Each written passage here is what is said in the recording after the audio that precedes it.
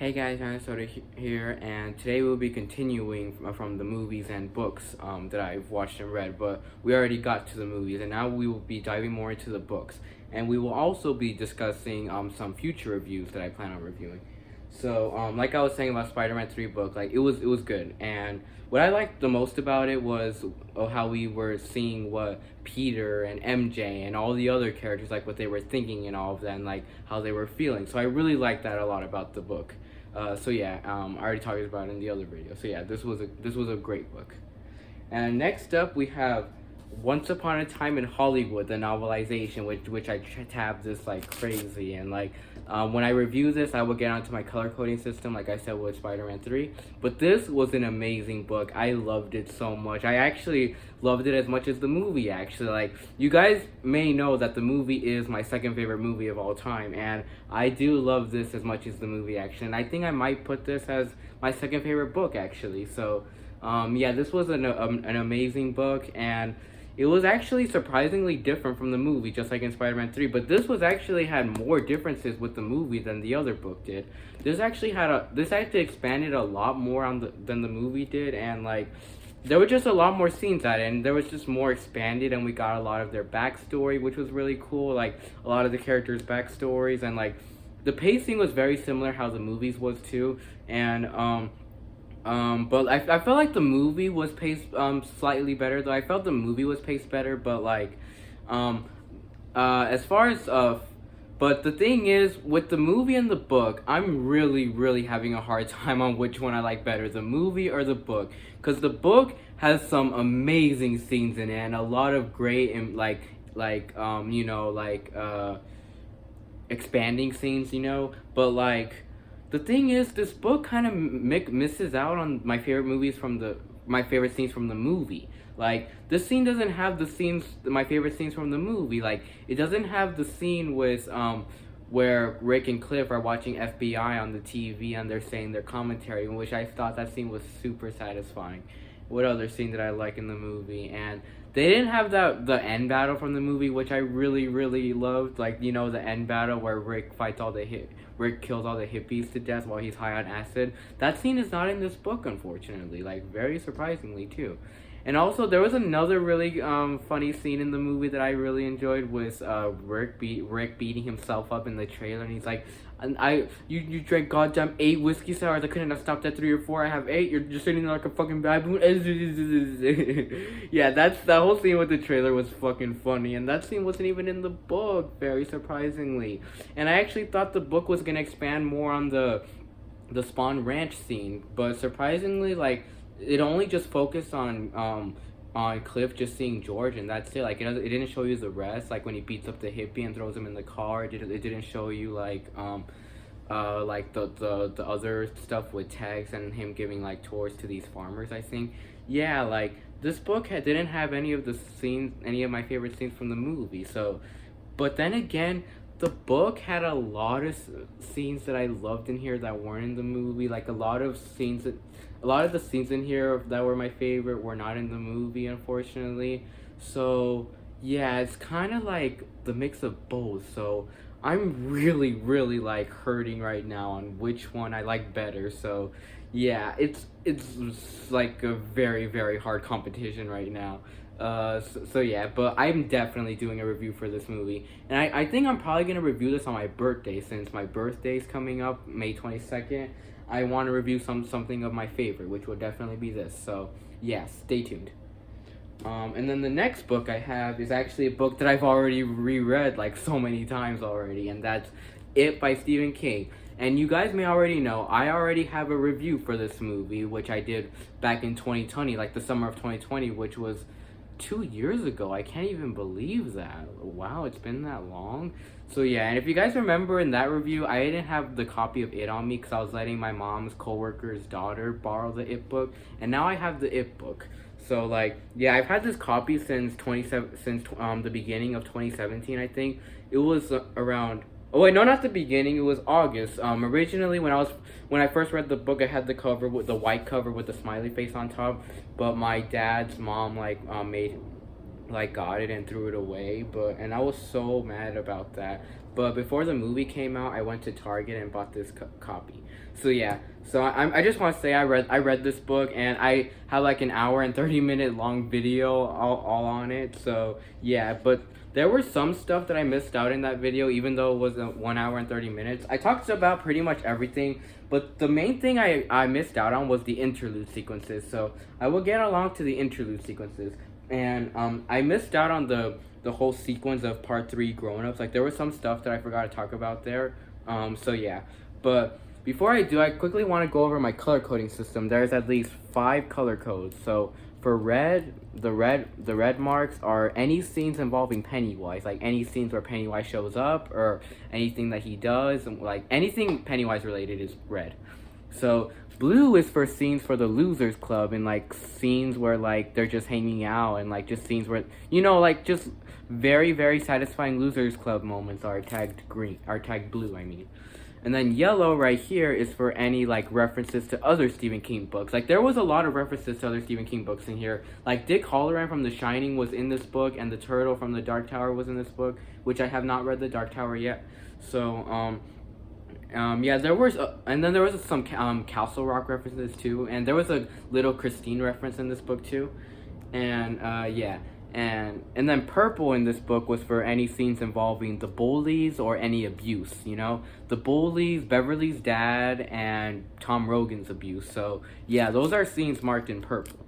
And what else?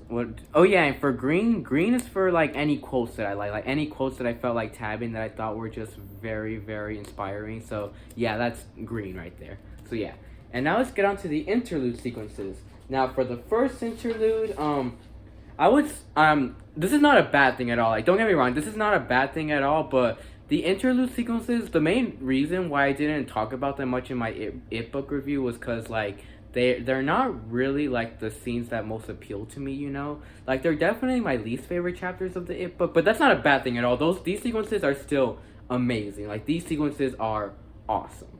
So, yeah.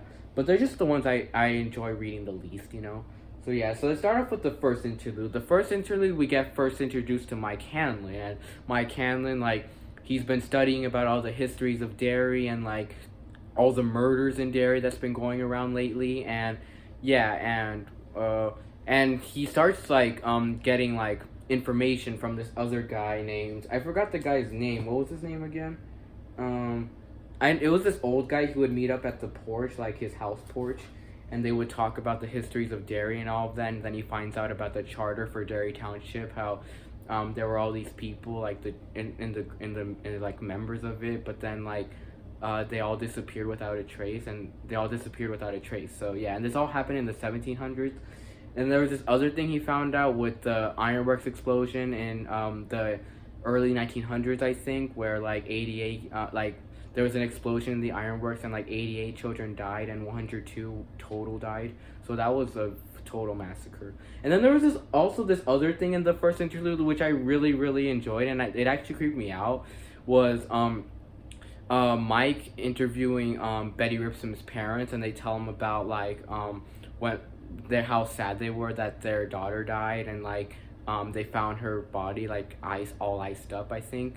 But they were saying that they were hearing her voice in the drain of the kitchen faucet. Like, the wife didn't want to go near the kitchen faucet because she thought she was hearing voices in there, so she didn't want to wash the dishes. So she left the husband to do it. And so the husband was washing the dishes, and he turned on the garbage disposer. But instead of hearing like those little noises you usually hear, he instead hears laughing and screaming coming from his own daughter's voice. Which that scene creeped the shit out of me, actually.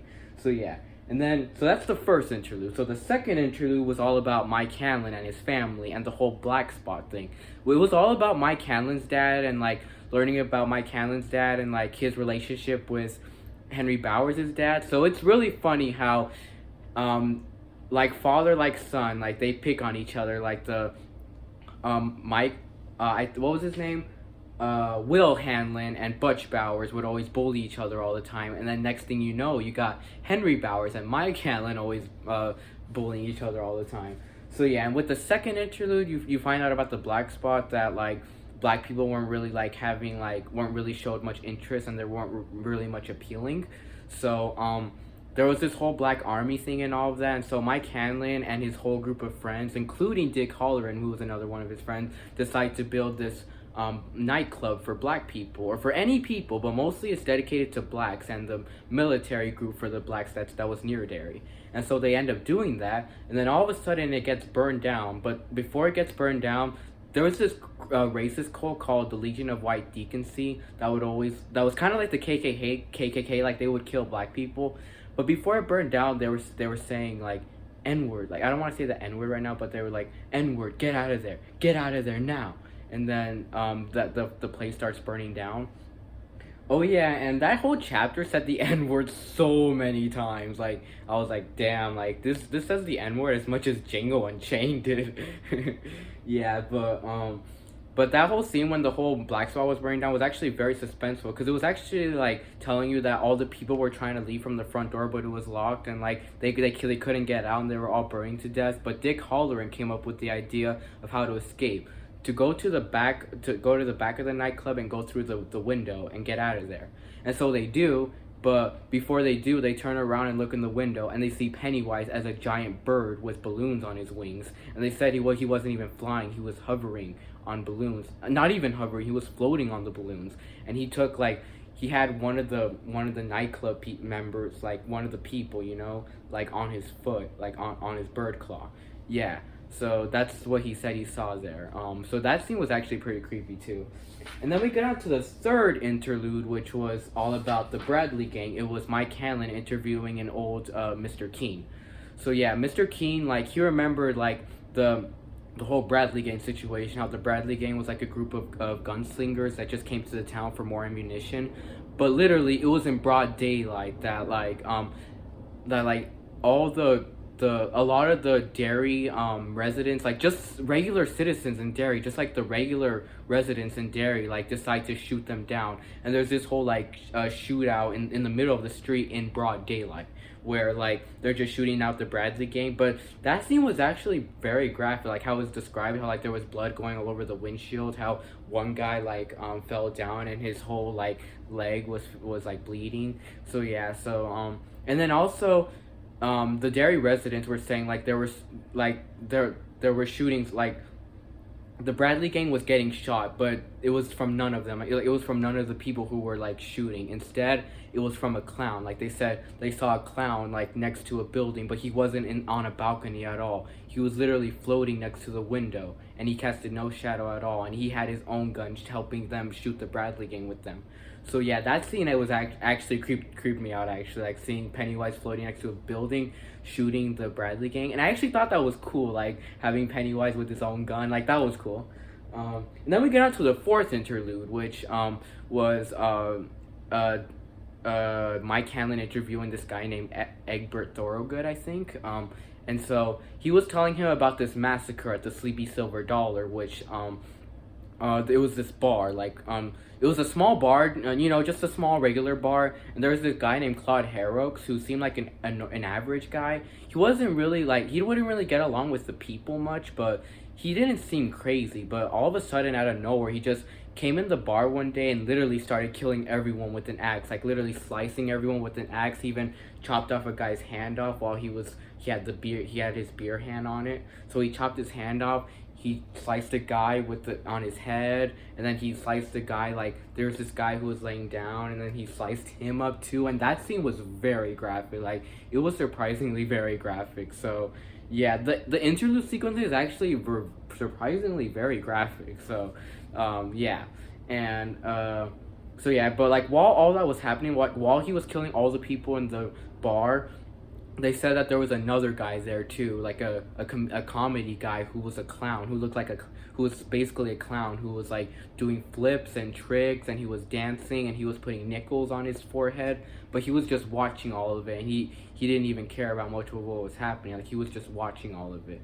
So that was pretty fucking scary. And the last interlude, I'm pretty sure I talked about this already in my other review, with Mike Hanlon in the hospital and all the Losers Club visit him in the hospital. So yeah, So that's all I. Oh yeah, and then we get on to the part 3 grown-ups chapter, which was the reunion, which I really liked the reunion a lot, where it shows you Ben Hanscom's backstory on where when he would always get picked on a lot at school in the locker room. People would always slap him, and like they would always slap his gut, and I just thought all those things were super messed up, and even the coach would bully him too and pick on him. So yeah, and what else?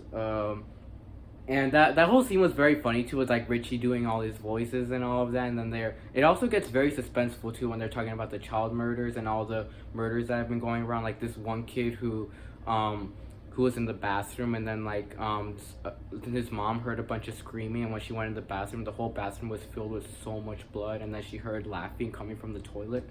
So that scene was pretty scary actually. And then the walking tours chapter was like Richie's was basically like in the movie when they're all walking around the town and they see it. But I'm just gonna talk about the scenes that weren't in the movie. Like there was this one scene where Eddie sees Belch and Greta like all eaten up, and like Greta has half her face like gone and it's all bloody, and then Belch is even like a leper, and then he's like, I'll blow you for free, and he's saying about this blowjob thing, and like he's remembering like when they would like play catch like in the Barrens and all of that. But that scene was actually very scary actually. Like that scared the shit out of me, like seeing like both of them leopard eyes. It's like wow. And then there was another scene where it's Ben Hanscom in the library, which was very similar to It 1990 with Richie in the library. It was very, very similar to that, but the only difference was Ben was like witnessing it, and Pennywise turned into Dracula, which was pretty scary.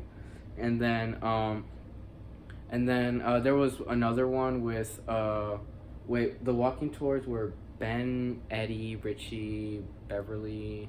Yeah, it was just those four, I think. But Richie and Beverly's walking tours were exactly the same from in the movie. But Beverly's was a little different with the witch Mrs. Marsh turning into her dad. And then that scene was actually very disgusting, where he was like, the only reason I beat you was because I wanted to fuck you. I wanted to eat your pussy. And it's like, what?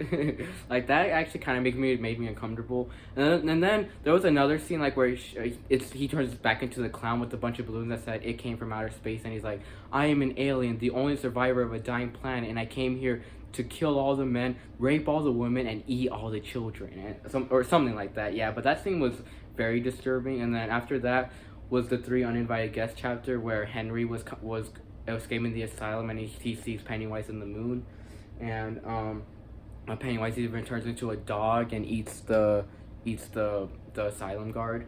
And then even Tom Rogan beats the shit out of Beverly's friend Kay McCall, and that scene was actually pretty like disturbing, where he beats the shit out of a girl. So yeah, that scene was very disturbing. And then there was Audra like being worried about Bill, so she decides to go to Derry. So yeah, that's all I gotta talk about it. But yeah, it's still my favorite book of all time. So yeah, as for the movies I plan to review I do plan on reviewing some Stephen King movies like Misery and Doctor Sleep, cause like Firestarter's coming out next week, and I haven't read the Firestarter book, but I just want to review some Stephen King movies, and I was also planning on reviewing the old Firestarter, of course. So yeah, and then I just want to quickly say I've been reading this book, The Eyes of the Dragon, and it's actually been really interesting. I'm 107 pages into it, so it is very interesting so far, and it's actually a pretty quick read so far, and I've only been reading it this week. So yeah, and I do plan on doing a review for this too, and after I finish this book, I was planning on reading The Dark Tower, which like I've said before, I've never read it, but it does seem very, very interesting though, so I'm going to be reviewing this, and then reading The Dark Tower. So yeah, I just wanted to quickly say that. So with the next movie we have the Batman movie. So I was planning on reviewing all the old Batman movies and all the Dark Knight trilogy movies. So yeah, so stay tuned for reviews for both of these. So yeah. And then next up we got the Jurassic Park series. So I do have the Jurassic Park book, but I didn't feel like taking it out. But I have read the first Jurassic Park book, which I will have a review for that. I read it back in 7th grade, I think. But I do remember a lot from it. So yeah, but I definitely am reviewing the Jurassic Park movies like before Jurassic World Dominion comes out. So and Jurassic World Dominion does look pretty cool. So yeah, stay tuned. And if you guys remember 2 years ago, I was also reviewing my top 15 favorite movies too, and there was two that I missed out: Spider-Man 2, which I already reviewed, and one of the Jurassic Park movies are one of my favorite movies, and I will get to that once I get there. So yeah. And then the Lost World book I was planning on reviewing too, which I have been reading this lately, and I'm only like 120 pages into it. But so far this is actually a lot more different than the movie. Like, it's surprisingly a lot more different than the movie. It's so much different. I literally feel like I'm reading a new thing. And it's so much different. I can't even go around to saying that I don't even think Steven Spielberg even read this book. So yeah, Lost World, I will be finishing this and reviewing this too. So yeah. And then as for the last ones, I do have Chucky. This is a maybe right now, but I was planning on reviewing the Chucky movies too, so try to stay tuned for that. But like, I really enjoyed season 1. Like, I really enjoyed it. I actually thought this was phenomenal. So yeah, the TV show, phenomenal. So, and then lastly, I have the Spectacular Spider-Man TV show. I do plan on reviewing this because this is actually my third favorite TV show, right next to Stranger Things and Mr. Mercedes. So yeah, and I'm just gonna say already, Volume 5 is my favorite volume of the series. So stay tuned for a review for this. So yeah. Bye, and see you all in the next review.